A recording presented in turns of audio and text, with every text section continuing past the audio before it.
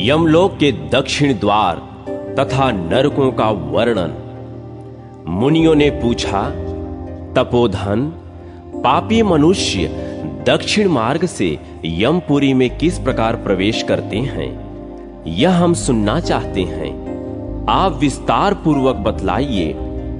व्यास जी बोले, मुनिवरों, दक्षिण द्वार अत्यंत घोर और महाभयंकर है। मैं उसका वर्णन करता हूं। वहां सदा नाना प्रकार के हिंस्र जंतुओं और गीदड़ियों के शब्द होते रहते हैं। वहां दूसरों का पहुंचना असंभव है। उसे देखते ही रोंगटे खड़े हो जाते हैं। भूत, प्रेत, पिशाच और राक्षसों से यह द्वार सदा ही घिरा रहता है। पापी जीव दूर से ही उस द्वार को देखकर त्रास से मूर्छित हो जाते हैं और विलाप प्रलाप करने लगते हैं। तब यमदूत उन्हें सांकलों से बांधकर घसीटते हुए और निर्भय होकर डंडों से पीटते हैं। साथ ही डांटते फटकारते भी रहते हैं। होश में आने पर वे खून से लथपथ हो पग पग पर लड़खड़ाते हुए दक्षिण द्वार को जाते हैं। मार्ग में कहीं तीखे कांटे होते हैं और कहीं छुरे की धार की समान तीक्ष्ण पत्थरों के टुकड़े बिछे होते हैं। कहीं कीचड़ ही कीचड़ भरी रहती है और कहीं ऐसे ऐसे गड्ढे होते हैं जिनको पार करना असंभव सा होता है। कहीं कहीं लोहे की सुई के समान कीलें गड़ी होती हैं। कहीं वृक्षों से भरे हुए पर्वत होते हैं जो किनारों पर झरने गिरते रहने से दुर्गम प्रतीत होते हैं और कहीं कहीं तपे हुए अंगारे बिछे होते हैं। ऐसे मार्ग से दुखी होकर पापी जीवों को यात्रा करनी पड़ती है। कहीं दुर्गम गर्त, कहीं चिकने ढेले, कहीं तपाई हुई बालू और कहीं तीखे कांटे होते हैं। कहीं दावानल प्रज्वलित रहता है, कहीं तपी हुई शिला है तो कहीं जमी हुई बर्फ, कहीं इतनी अधिक बालू है कि उस मार्ग से जाने वाला जीव उसमें आकंठ डूब जाता है। कहीं दूषित जल से और कहीं कंडे की आग से वह मार्ग भरा रहता है। कहीं सिंह, भेड़िए, बाघ, डांस और भयानक कीड़े डेरा डाले रहते हैं। कहीं बड़ी बड़ी जोंके और अजगर पड़े रहते हैं।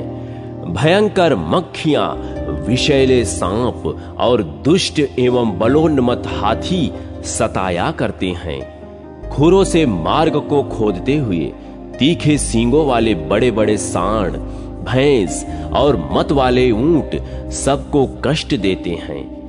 भयानक डाइनों और भीषण रोगों से पीड़ित होकर जीव उस मार्ग से यात्रा करते हैं। कहीं धूल मिश्रित प्रचंड वायु चलती है जो पत्थरों की वर्षा करके निराश्रय जीवों को कष्ट पहुंचाती है। कहीं बिजली गिरने से शरीर विदीर्ण हो जाता है। कहीं बड़े जोर से बाणों की वर्षा होती है जिससे सब अंग छिन्न भिन्न हो जाते हैं। कहीं कहीं बिजली की गड़गड़ाहट के साथ भयंकर उल्कापात होते रहते हैं और प्रज्वलित अंगारों की वर्षा हुआ करती है जिससे जलते हुए पापी जीव आगे बढ़ते हैं। कभी जोर जोर से धूल की वर्षा होने के कारण शरीर भर जाता है और जीव रोने लगते हैं। मेघों की भयंकर गर्जना से बारंबार त्रास पहुंचता रहता है। बाण वर्षा से घायल हुए शरीर पर खारे जल की धारा गिराई जाती है और उसकी पीड़ा सहन करते हुए जीव आगे बढ़ते हैं। कहीं कहीं अत्यंत शीतल हवा चलने के कारण अधिक सर्दी पड़ती है। कहीं रूखी और कठोर वायु का सामना करना पड़ता है। इससे पापी जीवों के अंग अंग में बिवाई फूट जाती है। वे सूखने और सिकुड़ने लगते हैं। ऐसे मार्ग से जहां न तो राह खर्च के लिए कुछ मिल पाता है और न कोई सहारा ही दिखाई देता है, पापी जीवों को यात्रा करनी पड़ती है। सब और निर्जल और दुर्गम प्रदेश दृष्टिगोचर होता है। बड़े परिश्रम से पापी जीव यमलोक तक पहुंच पाते हैं। यमराज की आज्ञा का पालन करने वाले भयंकर यमदूत उन्हें बलपूर्वक ले जाते हैं। वे एकाकी और पराधीन होते हैं। साथ में न कोई मित्र होता है न बंधु। वे अपने अपने कर्मों को सोचते हुए बारंबार रोते रहते हैं। प्रेतों का सा उनका शरीर होता है। उनके कंठ, ओठ और तालू सूखे रहते हैं। वे शरीर से अत्यंत दुर्बल और भयभीत हो शुद्धाग्नि की ज्वाला से जलते रहते हैं। कोई सांकल में बंधे होते हैं। किन्हीं को उतान सुलाकर यमदूत उनके दोनों पैर पकड़कर घसीटते हैं और कोई नीचे मुंह करके घसीटे जाते हैं। उस समय उन्हें अत्यंत दुख होता है। उन्हें खाने को अन्न और पीने को पानी नहीं मिलता। वे भूख प्यास से पीड़ित हो हाथ जोड़ दीन भाव से आंसू बहाते हुए गदगद वाणी में बारंबार याचना करते और दीजिए दीजिए की रट लगाए रहते हैं। उनके सामने सुगंधित पदार्थ, दही, खीर, घी, भात, सुगंध युक्त पेय और शीतल जल प्रस्तुत होते हैं।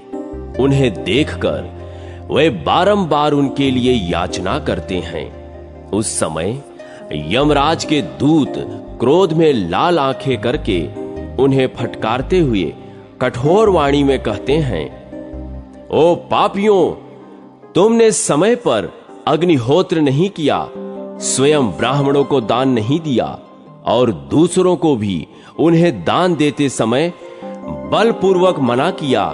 उसी पाप का फल तुम्हारे सामने उपस्थित हुआ है। तुम्हारा धन आग में नहीं जला था, जल में नहीं नष्ट हुआ था, राजा ने नहीं छीना था और चोरों ने भी नहीं चुराया था। नराधमों, तो भी तुमने जब पहले ब्राह्मणों को दान नहीं दिया है, तब इस समय तुम्हें कहां से कोई वस्तु प्राप्त हो सकती है। जिन साधु पुरुषों ने सात्विक भाव से नाना प्रकार के दान किए हैं, उन्हीं के लिए ये पर्वतों के समान अन्न के ढेर लगे दिखाई देते हैं। इनमें भक्ष्य, भोज्य, पेय, लेह और चोष्य सब प्रकार के खाद्य पदार्थ हैं। तुम इन्हें पाने की इच्छा न करो, क्योंकि तुमने किसी प्रकार का दान नहीं दिया है। जिन्होंने दान, होम, यज्ञ और ब्राह्मणों का पूजन किया है, उन्हीं का अन्न ले आकर सदा यहां जमा किया जाता है। नारकी जीवों, यह दूसरों की वस्तु हम तुम्हें कैसे दे सकते हैं। यमदूतों की यह बात सुनकर वे भूख प्यास से पीड़ित जीव उस अन्न की अभिलाषा छोड़ देते हैं। तदनंतर यमदूत उन्हें भयानक अस्त्रों से पीड़ा देते हैं। मुदगर, लोहदंड, शक्ति, तोमर, पट्टिश, परिघी, भिंदीपाल, गदा, फरसा और बाणों से उनकी पीठ पर प्रहार किया जाता है और सामने की ओर से सिंह तथा बाघ आदि उन्हें काट खाते हैं।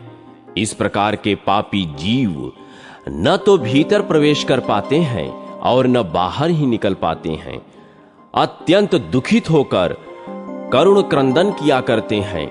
इस प्रकार वहां भली भांति पीड़ा देकर यमराज के दूत उन्हें भीतर प्रवेश कराते और उस स्थान पर ले जाते हैं जहां सबका संयमन करने वाले धर्मात्मा यमराज रहते हैं।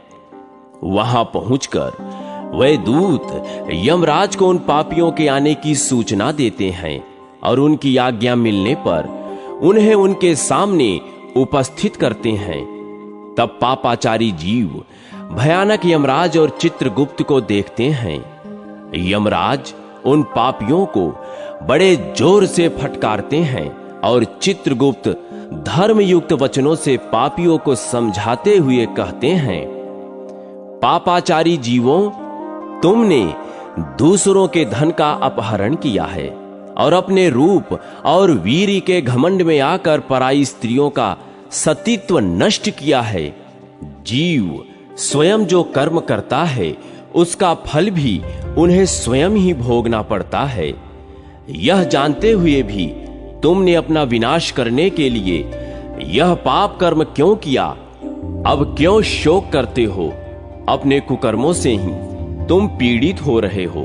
तुमने अपने कर्मों द्वारा जिन दुखों का उपार्जन किया है उन्हें भोगो, इसमें किसी का कुछ दोष नहीं है। ये जो राजा लोग मेरे समीप आए हुए हैं, इन्हें भी अपने बल का बड़ा घमंड था। ये अपने घोर दुष्कर्मों द्वारा यहां लाए गए हैं। इनकी बुद्धि बहुत ही खोटी थी। तत्पश्चात यमराज राजाओं की ओर दृष्टिपात करके कहते हैं, अरे वो दुराचारी नरेशों, तुम लोग प्रजा का विध्वंस करने वाले हो। थोड़े दिनों तक रहने वाले राज्य के लिए तुमने क्यों भयंकर पाप किया? राजाओं, तुमने राज्य के लोभ, मोह, बल तथा अन्याय से जो प्रजाओं को कठोर दंड दिया है उसका यथोचित फल इस समय भोगो। कहां गया वह राज्य? कहां गई वे रानियां जिनके लिए तुमने पाप कर्म किए हैं? उन सब को छोड़कर यहां तुम लोग एकाकी असहाय होकर खड़े हो। यहां वह सारी सेना नहीं दिखाई देती जिसके द्वारा तुमने प्रजा का दमन किया है। इस समय यमदूत तुम्हारे अंग अंग फाड़े डालते हैं। देखो उस पाप का अब कैसा फल मिल रहा है। इस प्रकार यमराज के उपालंभ युक्त अनेक वचन सुनकर वह राजा अपने कर्मों का विचार करते हुए चुपचाप खड़े रह जाते हैं। तब उनके पापों की शुद्धि के लिए धर्मराज अपने सेवकों को इस प्रकार आज्ञा देते हैं, ओ चंड, ओ महाचंड, इन राजाओं को पकड़कर ले जाओ और क्रमशः नरक की अग्नि में तपाकर इन्हें पापों से मुक्त करो। धर्मराज की आज्ञा पाते ही यमदूत राजाओं के दोनों पैर पकड़कर वेग से घुमाते हुए उन्हें ऊपर फेंक देते हैं और फिर लौटकर उनके पापों की मात्रा के अनुसार उन्हें बड़ी बड़ी शिलाओं पर देर तक पटकते रहते हैं, मानो वज्र से किसी महान वृक्ष पर प्रहार करते हों। इससे पापी जीव का शरीर जर्जर हो जाता है। उसके प्रत्येक छिद्र से रक्त की धारा बहने लगती है। उसकी चेतना लुप्त हो जाती है और वह हिलने डुलने में भी असमर्थ हो जाता है। तदनंतर शीतल वायु का स्पर्श होने पर धीरे धीरे पुनः वह सचेत हो उठता है। तब यमराज के दूत उसे पापों की शुद्ध के लिए नरक में डाल देते हैं। एक से निवृत्त होने पर वे दूसरे दूसरे पापियों के विषय में यमराज से निवेदन करते हैं, देव, आपकी आज्ञा से हम दूसरे पापियों को भी ले आए हैं। यह सदा धर्म से विमुख और पाप परायण रहा है। यह दुराचारी व्याध है। इसने महापातक और उपपातक सभी किए हैं। यह अपवित्र मनुष्य सदा दूसरे जीवों की हिंसा में संलग्न रहा है। यह जो दुष्टात्मा खड़ा है, अगम्य स्त्रियों के साथ समागम करने वाला है। इसने दूसरे के धन का भी अपहरण किया है। यह कन्या बेचने वाला, झूठी गवाही देने वाला, कृतघ्न तथा मित्रों को धोखा देने वाला है। इस दुरात्मा ने मदोन्मत्त होकर सदा धर्म की निंदा की है। मृत्युलोक में केवल पाप का ही आचरण किया है। देवेश्वर, इस समय इसको दंड देना है या इस पर अनुग्रह करना है, यह बताइए, क्योंकि आप ही निग्रह अनुग्रह करने में समर्थ हैं। हम लोग तो केवल आज्ञा पालक हैं। यौन निवेदन करके वह दूत पापी को यमराज के सामने उपस्थित कर देते हैं और स्वयं दूसरे पापियों को लाने के लिए चल देते हैं। जब पापी पर लगाए गए दोष की सिद्धि हो जाती है, तब यमराज अपने भयंकर सेवकों को उन्हें दंड देने के लिए आदेश देते हैं। वशिष्ठ आदि महर्षियों ने जिसके लिए जो दंड नियत किया है, उसी के अनुसार वह यम किंकर पापी को दंड प्रदान करते हैं। अंकुश, मुद्गर, डंडे, आरे, शक्ति, तोमर, खड्ग और शूलों के प्रहार से पापियों को विदीर्ण कर डालते हैं।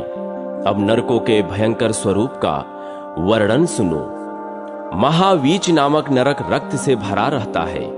उसमें वज्र के समान कांटे होते हैं। उसका विस्तार 10,000 योजन है। उसमें डूबा हुआ पापी जीव कांटों में बिंधकर अत्यंत कष्ट भोगता है।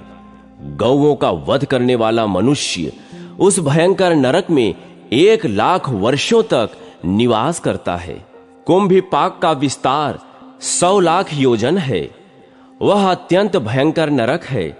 वहां की भूमि तपाए हुए तांबे के घड़ों से भरी रहने के कारण अत्यंत प्रज्वलित दिखाई देती है। वहां गरम गरम बालू और अंगारे बिछे होते हैं। ब्राह्मण की हत्या तथा पृथ्वी का अपहरण करने वाले और धरोहर को हड़प लेने वाले पापी उस नरक में डालकर प्रलय काल तक जलाए जाते हैं। तदनंतर रौरव नामक नरक है, जो प्रज्वलित वज्रमय बाणों से व्याप्त रहता है। उसका विस्तार 60,000 योजन का है। उस नरक में गिराए हुए मनुष्य जलते हुए बाणों से बिंधकर यातना भोगते हैं। झूठी गवाही देने वाले मनुष्य उसमें ईख की भांति पेरे जाते हैं।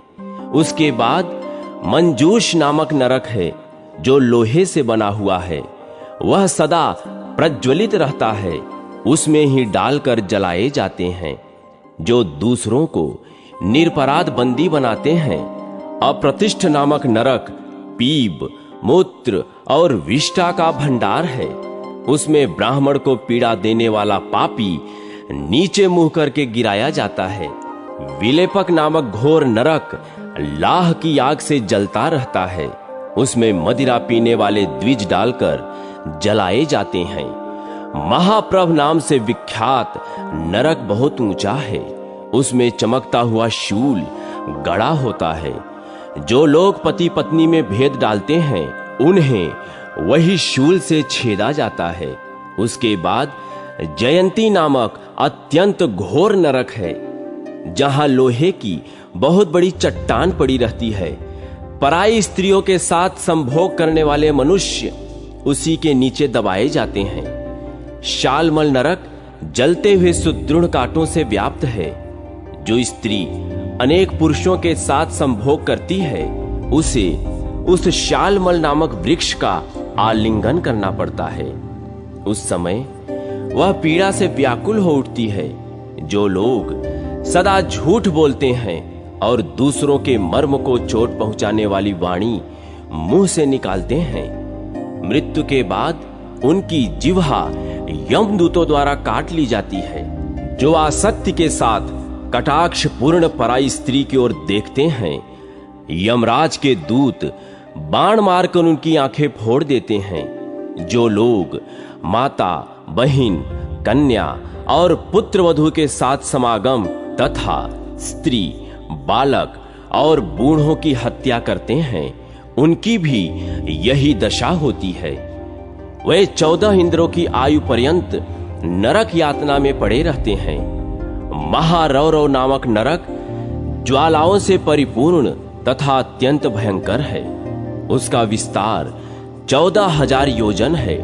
जो मूढ़ नगर, गांव, घर अथवा खेत में आग लगाते हैं, वे 1 कल्प तक उस नरक में पकाए जाते हैं।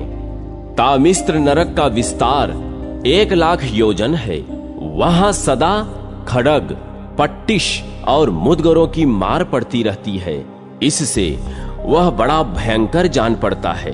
यमराज के दूत चोरों को उसी में डालकर शूल, शक्ति, गदा और खड्ग से उन्हें 300 कल्पों तक पीटते रहते हैं। महाता मिस्र नामक नरक और भी दुखदाई है। उसका विस्तार तामिस्र की अपेक्षा दूना है। उसमें जोंके भरी हुई हैं और निरंतर अंधकार छाया रहता है। जो माता, पिता और मित्र की हत्या करने वाले तथा विश्वासघाती हैं, वे जब तक यह पृथ्वी रहती है तब तक उसमें पड़े रहते हैं, और जोंके निरंतर उनका रक्त चूसती रहती हैं। असिपत्रवन नामक नरक तो बहुत ही कष्ट देने वाला है। उसका विस्तार 10,000 योजन है। उसमें अग्नि के समान प्रज्वलित खड़ग पत्तों के रूप में व्याप्त हैं। वहां गिराया हुआ पापी खड़ग की धार के समान पत्तों द्वारा शत विशत हो जाता है। उसके शरीर में सैकड़ों घाव हो जाते हैं। मित्रघाती मनुष्य उसमें एक कल्प तक रखकर काटा जाता है। करंभ बालुका नामक नरक 10,000 योजन विस्तीर्ण है। उसका आकार कुएं की तरह है। उसमें जलती हुई बालू, अंगारे और कांटे भरे हुए हैं। जो भयंकर उपायों द्वारा किसी मनुष्य को जला देता है, वह उक्त नरक में 1,10,300 वर्षों तक जलाया और विदीर्ण किया जाता है। काकोल नामक नरक कीड़ों और पीप से भरा रहता है। जो दुष्टात्मा मानव दूसरों को न देकर अकेला ही मिष्टान उड़ाता है, वह उसी में गिराया जाता है। कुडमल नरक विष्ठा, मूत्र और रक्त से भरा होता है। जो लोग पंच यज्ञों का अनुष्ठान नहीं करते, वे उसी में गिराए जाते हैं। महाभीम नरक अत्यंत दुर्गंध युक्त मांस व रक्त से पूर्ण है। अभक्ष्य भक्षण करने वाले नीच मनुष्य उसमें गिरते हैं। महावट नरक मुर्दों से भरा होता है। वह बहुत से कीटों से व्याप्त रहता है। जो मनुष्य अपनी कन्या बेचता है, वह नीचे मुंह करके उसमें गिराया जाता है। तिलपाक नाम से प्रसिद्ध नरक बहुत ही भयंकर बताया गया है। जो लोग दूसरों को पीड़ा देते हैं, वे उसमें तिल की भांति पेरे जाते हैं। तैलपाक नरक में खौलता हुआ तेल भूमि पर बहता रहता है।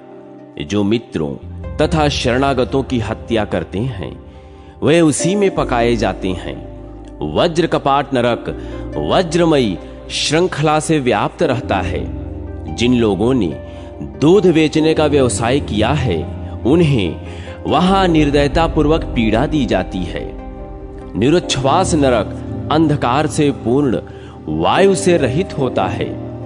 जो ब्राह्मण को दिए जाने वाले दान में रुकावट डालता है, वह निश्चेष्ट करके उसमें डाल दिया जाता है। अंगारोपचय नामक नरक दहकते हुए अंगारों से प्रज्वलित रहता है। जो लोग देने की प्रतिज्ञा करके भी ब्राह्मण को दान नहीं देते, वे उसी में जलाए जाते हैं। महापाई नरक का विस्तार 1,00,000 योजन है। जो सदा असत्य बोला करते हैं, उन्हें नीचे मुख करके उसी में डाल दिया जाता है। महाज्वाल नामक नरक सदा आग की लपटों से प्रकाशित एवं भयंकर होता है। जो मनुष्य पाप में मन लगाते हैं, उन्हें दीर्घ काल तक उसी में जलाया जाता है। क्रकच नामक नरक में वज्र की धार की समान तीखे आरे लगे होते हैं। उसमें अगम्य स्त्री के साथ समागम करने वाले मनुष्यों को उन्हीं आरों से चीरा जाता है।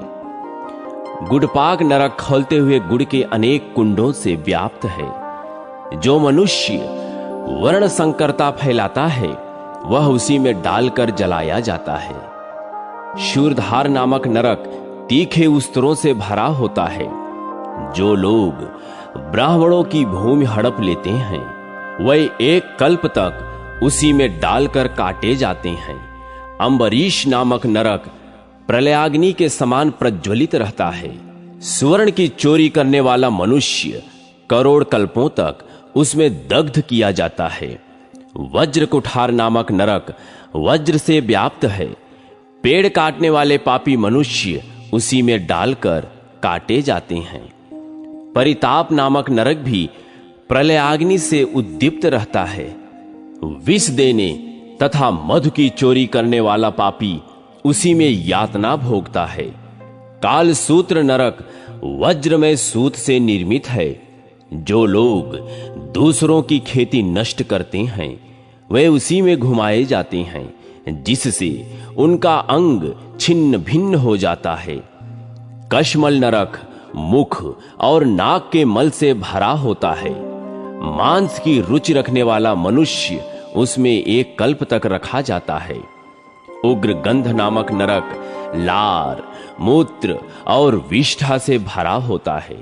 जो पितरों को पिंड नहीं देते वे उसी नरक में डाले जाते हैं। दुर्धर नरक जोकों और बिच्छुओं से भरा रहता है। सूदखोर मनुष्य उसमें 10,000 वर्षों तक पड़ा रहता है।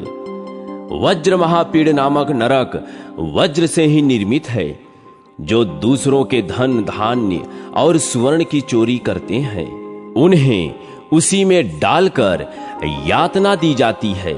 यमदूत उन चोरों को छुरों से क्षण क्षण पर काटते रहते हैं। जो मूर्ख किसी प्राणी की हत्या करके उसे कौवे और गिद्ध की भांति खाते हैं उन्हें एक कल्प तक अपने ही शरीर का मांस खाना पड़ता है। जो दूसरों के आसन, शैया और वस्त्र का अपहरण करते हैं उन्हें यमदूत शक्ति और तोमरों से विदीर्ण करते हैं। जिन खोटी बुद्धि वाले पुरुषों ने लोगों के फल अथवा पत्ते भी चुराए हैं उन्हें क्रोध में भरे हुए यमदूत तिनकों की आग में जला डालते हैं। जो मनुष्य पराये धन और पराई स्त्री के प्रति सदा दूषित भाव रखता है यमदूत उसकी छाती में जलता हुआ शूल गाड़ देते हैं। जो मानव मन, वाणी और क्रिया द्वारा धर्म से विमुख रहते हैं उन्हें यमलोक में बड़ी भयंकर यातना भोगनी पड़ती है। इस प्रकार लाखों, करोड़ों और अरबों नरक हैं जहां पापी मनुष्य अपने कर्मों का फल भोगते हैं। इस लोक में थोड़ा सा भी पाप कर्म करने पर यमलोक में भयंकर नरक के भीतर घोर यातना सहनी पड़ती है। मूढ़ मनुष्य साधु पुरुषों द्वारा बताए हुए धर्मयुक्त वचनों को नहीं सुनते। जब कोई उनसे परलोक की चर्चा करता है तब वे झट यही उत्तर देते हैं, किसने स्वर्ग और नरक को प्रत्यक्ष देखा है? ऐसे लोग दिन रात प्रयत्न पूर्वक पाप करते हैं। धर्म का आचरण तो वे भूल कर भी नहीं करते। इस प्रकार जो इस लोक में कर्मों के फल का भोग होना मानते हैं परलोक के प्रति जिनकी तनिक भी आस्था नहीं है ऐसे नराधम भयंकर नरकों में पड़ते हैं। नरक का निवास अत्यंत दुखदाई और स्वर्ग का सुख देने वाला है। मनुष्य शुभ कर्म करने से स्वर्ग पाते हैं और अशुभ कर्म करके नरकों में पड़ते हैं।